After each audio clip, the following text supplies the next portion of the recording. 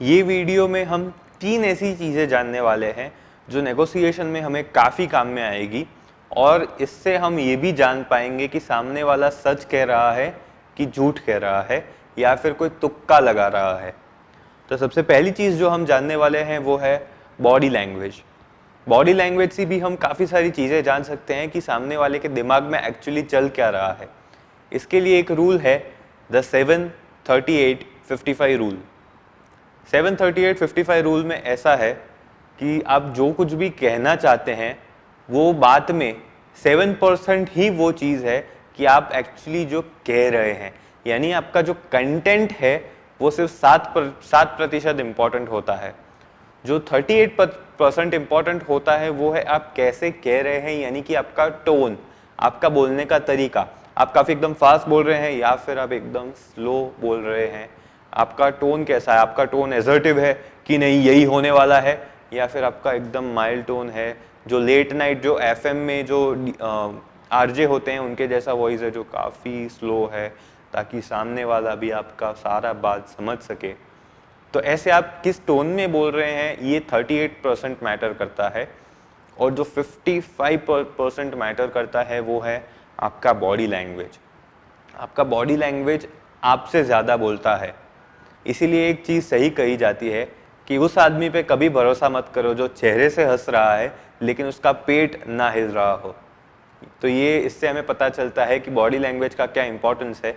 तो body language में मैं आपको कुछ एग्जांपल्स दूंगा जिससे आपको पता चलेगा कि नेगोशिएशन में सामने वाले की बॉडी लैंग्वेज से आप कैसे हिंट पा सकते हैं कि वो एक्चुअली कैसा फील कर रहा है।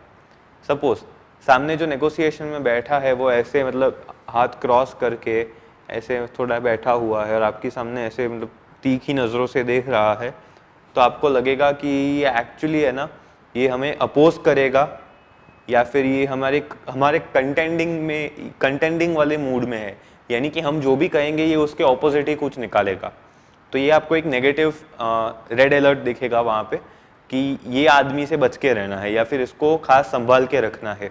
दूसरा क्या होगा कि अगर वो थोड़ा ऐसे टेबल पे हम बैठे हुए हैं, वो थोड़ा अगर ऐसे आगे झुक के बैठा हुआ है, तो आपको लगेगा कि ये थोड़ा इंटरेस्टेड है हमारी बात सुनने में और जानने में। अगर जो सामने आदमी बैठा है वो ऐसे कुछ करके बैठा हुआ है कि अच्छा अच्छा, यानी कि ये नॉडिंग चल रहा है या फिर ऐसे मतलब दाढ़ी पे हाथ रखा हुआ है ऐसे, तो आपको क्या लग रहा है कि नहीं मैं जो कह रहा हूँ ना वो ये सुन रहा है और उसके बारे में कुछ सोच रहा है। ये यूजुअली जो लीडर होते हैं, पूरा टीम अगर है तो जो लीडर होता है या फिर जिसको काउंटर प्रपोजल देना होता है ना, उनका यूजुअली ये होना चाहिए। अगर ये नहीं है तो आपको इसके अंदर उसको कन्वर्ट करना है, यानी कि ऐसा कुछ कहिए कि जिसके वजह से वो सोचने लगे। बाद में अगला होता है कि अगर वो मोबाइल लेके ऐसे व्हाट्सएप देख रहा है टेबल के नीचे मोबाइल रख के, या फिर ऐसे रूम की तरफ देख रहा है यानी कि इंटीरियर देख रहा है, ऐसा सब चीज़ें जो कर रहा है ना उसका ध्यान नहीं है नेगोशिएशन में। और आखिरी होता है न्यूट्रल, कि वो ऐसे ही खड़ा है, ऐसे ही कोई एक्सप्रेशन नहीं है, एक प्लेन थोड़ा स्माइल करके ऐसे आपके सामने देख रहा है। तो ये एक न्यूट्रल है, इससे आपको पता नहीं चलेगा ये एग्जैक्टली फील क्या कर रहा है। एक तरीके से देखे तो ये सबसे डेंजरस आइटम है, क्योंकि हमें इसको देख के कभी पता नहीं चलेगा कि ये हमारे फायदे में बात करने वाला है या फिर हमारा नुकसान करवाएगा। तो ये बॉडी लैंग्वेज से आपको खास ध्यान में रखना है कि सामने वाले का मूड आपको गैस करते रहना है, ताकि आपको अपना नेगोशिएशन को सही दिशा दिखाने में मदद करे। जो दूसरा इंपॉर्टेंट टॉपिक है इस वीडियो का वो है यूजिंग साइडलाइंस। साइडलाइंस के लिए हम एक सिंपल रियल लाइफ सिनेरियो जानते हैं। आप कभी ना कभी किसी ना किसी की शादी में ज़रूर गए होंगे, तो वहाँ पे जब शादी की पूरी क्रिया ख़त्म हो जाती है, उसके बाद आप जब खाना खा रहे होते हैं, तो आप सपोज ऐसे मेरे साथ एक 3-4 दोस्त हैं, हम सब साथ में ऐसे हाथ में प्लेट लेके खा रहे हैं, हम बात कर रहे हैं, लेकिन जैसे ही कैमरा मैन आता है हमारी तस्वीर खींचने के लिए, तो सब कॉन्शियस हो जाते हैं, सब ऐसे शर्ट इन कर दिया प्रॉपर, ऐसे जेब सीधी कर दी, ऐसे मतलब चेहरे पे स्माइल आ गई, थाली, हाथ जो गंदा हाथ है उसको थाली के नीचे रख दिया और हाथ जो क्लीन हैंड है उसको ऊपर रख दिया, यानी कि अच्छा फोटो खींचा है, उसकी वजह से वो कॉन्शियस हो जाते हैं। वैसे ही आपके ऊपर अगर किसी की नज़र होगी तो आप भी कॉन्शियस रहेंगे, लेकिन जब आपके ऊपर से नज़र हटी तो आप एक्चुअल अपने अवतार में आ जाएंगे, एक्चुअल मूड में आ जाएंगे। वैसे ही अगर नेगोशिएशन में एक से ज़्यादा पार्टीज इन्वॉल्व हैं तो आपको साइडलाइंस का यूज़ करना है। आप एज ए ह्यूमन बीइंग एक टाइम पे एक या दो इंसान पे ही नज़र रख पाएंगे। एक राउंड टेबल एज्यूम कीजिए जिसमें आप एक साइड पे बैठे हुए हैं, सामने दो आदमी हैं और पूरे टेबल को घेरते हुए सब आदमी लोग बैठे हुए हैं जो नेगोशिएशन में अपना पॉइंट रखने के लिए आए हैं। तो आप सिर्फ दो आदमी को देख पाएंगे या फिर मैक्सिमम तीन आदमी को देख पाएंगे। लेकिन आपको क्या करना है, जैसे जैसे आप बात कर रहे हैं ना, आपको मतलब साइड के लोगों पे भी थोड़ी थोड़ी नज़र रखनी है, क्योंकि सबको पता चलेगा कि आपका ध्यान उन पे नहीं है, तो वो अपने ओरिजिनल मूड पे आ जाएंगे और वो एक्चुअल उनका बॉडी लैंग्वेज दिखाने लगेंगे। जो सामने है वो तो ट्राई करेगा कि वो बने उतना न्यूट्रल रहे ताकि आपको पता ना चले कि वो एक्चुअली कैसा फील कर रहा है। लेकिन जो आपके सामने नहीं है वो अपने एक्चुअल बॉडी लैंग्वेज दिखाएंगे ताकि आपको जब उनकी तरफ आप जब नज़र डालेंगे तो आपको पता चलेगा कि एक्चुअली आपका नेगोशिएशन किस तरफ जा रहा है। क्योंकि जो साइड लाइंस में बैठे हुए हैं वो उनके बॉडी लैंग्वेज से आपको डिस्प्ले करेंगे कि एग्जैक्टली नेगोशिएशन में हो क्या रहा है। तो आप अपना नेगोशिएशन को उस अकॉर्डिंग डायरेक्शन दे पाएंगे, दिशा दे पाएंगे। जो तीसरा और काफ़ी इंपॉर्टेंट चीज़ है जो आपको नेगोशिएशन में यूज़ करना है वो है get a base line for truth. Lie detectors हमने मूवी में देखे होंगे या सुने होंगे कि जिससे एक मशीन को हमारी बॉडी के ऊपर लगाया जाता है और वो जांचता है कि हम सही बोल रहे हैं, सच बोल रहे हैं या झूठ बोल रहे हैं। तो अभी क्या वो हमारे दिमाग को देख के पढ़ रहा है, उसको हमारी ज़िंदगी के बारे में पूरा पता है कि जिसके ऊपर से वो पता लगाएगा कि हम सही सच बोल रहे हैं कि झूठ बोल रहे हैं? नहीं, वो हमारे ब्लड प्रेशर से, हार्ट बीट से, आँखों की मूवमेंट से, पर्स्पिरेशन से, उस सब चीज़ों से वो पता करता है कि आप सच बोल रहे हैं कि झूठ बोल रहे हैं। लेकिन अभी हर एक इंसान का ब्लड प्रेशर अलग होता है, हर एक इंसान का हार्ट बीट अलग होता है, एक मिनट में कितना उनका हार्ट कितनी बार पंप करता है वो चीज़ अलग होता है। हर एक इंसान अलग टाइम पे अलग तरीके से रिएक्ट करता है, तो वो भी एक वेरिएबल चीज़ है। उसके लिए क्या करते हैं फ्रेंड्स, जब आपके ऊपर लाई डिटेक्टर लगाया जाता है तो आपको पूछते हैं कुछ ऐसे क्वेश्चंस जिनका आप कभी भी झूठ नहीं बोल पाएंगे। जिसके जवाब में आपको पूछा जाएगा, जैसे मेरे ऊपर अगर लाई डिटेक्टर लगाया गया है तो मुझे सबसे पहले पूछेंगे आपका नाम क्या है, मैं कहूँगा मेरा नाम है ध्रुव गज्जर। तो उससे क्या होगा, वो रीडिंग्स आएंगे सब, क्योंकि मेरा हार्ट बीट, ब्लड प्रेशर, हर एक चीज़ मॉनिटर की जा रही है। तो वहाँ पे वो देखेंगे कि ठीक है, जब ये सच बोल रहा है तब इसका हार्ट बीट इतना है, जब इसका ब्लड प्रेशर इतना है, इसकी नज़रें इस तरफ जा रही है जब ये सच बोलता है। तो ये हर एक चीज़ नोट की जाती है। बाद में मुझे पूछा जाएगा आपका जेंडर क्या है, मेल या फीमेल। अब इसमें भी मैं झूठ नहीं बोल पाऊंगा, इसमें मैं कहूँगा मेल। तो वो फिर से देखेंगे, वेरीफाई करेंगे कि ठीक है अभी भी वैसा ही कंडीशन है क्योंकि ये सच बोल रहा है। बाद में पूछेंगे आपका शादी हो गया कि बाकी है, मैं कहूँगा नहीं मेरा शादी नहीं हुआ है। फिर से वो वेरीफाई करेंगे। यानी ऐसे आपको सवाल पूछे जाएंगे जिनके जवाब उनको पता होंगे और जिसके बारे में आप कभी भी झूठ नहीं बोल पाएंगे।